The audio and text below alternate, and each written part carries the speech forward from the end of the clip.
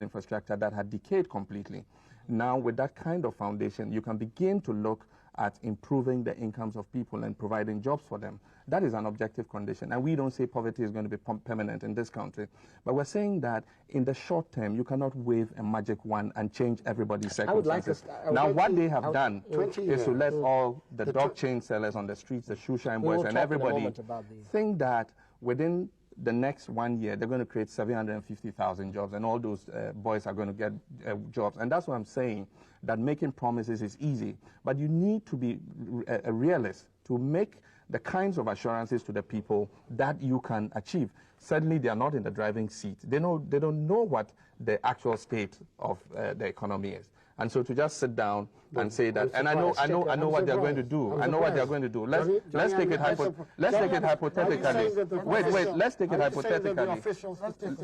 Just a minute. No. They're not accurate. Let's take it. For us, it's I know what they're going to do. Budget statements. I know what they're going to do. Setting out the economic facts of the David, situation. Let's take a short commercial break. Let's take a short commercial break, and then we'll come back to it.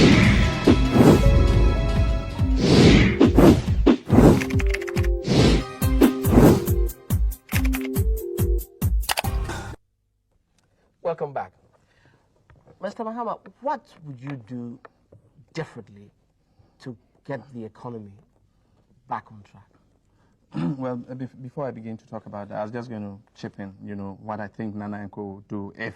No, I'd like you to tell me what you would do. If they want. That's an important matter. If they want. if I know shortly after that happens, they'll come out and say, gentlemen, unfortunately, we didn't know the true state of the economy is worse than we think. That's what you're telling us, Tom. No. You say we don't know. No, that's what they're going to say. We don't know the true and so facts. all the promises we made you, unfortunately, we can't deliver immediately. Just keep your belts tightened. In the medium to long term, we shall deliver on those promises. That's what they're going to do. But tell me what you would do. A lot of programs are in place already and are beginning to yield results. We put in the Gateway program. We have the Free Zones program. It's attracting investment into the free zones.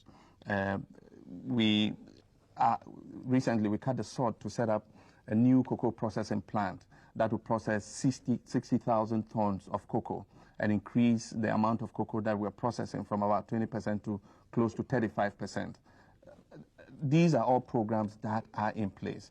We intend to tackle agriculture in a new way that is speeding up irrigation projects all over the country. Right now we have irrigation dams that we're setting up in most of the agricultural areas of this country. We have a program to set up 30 more irrigation dams.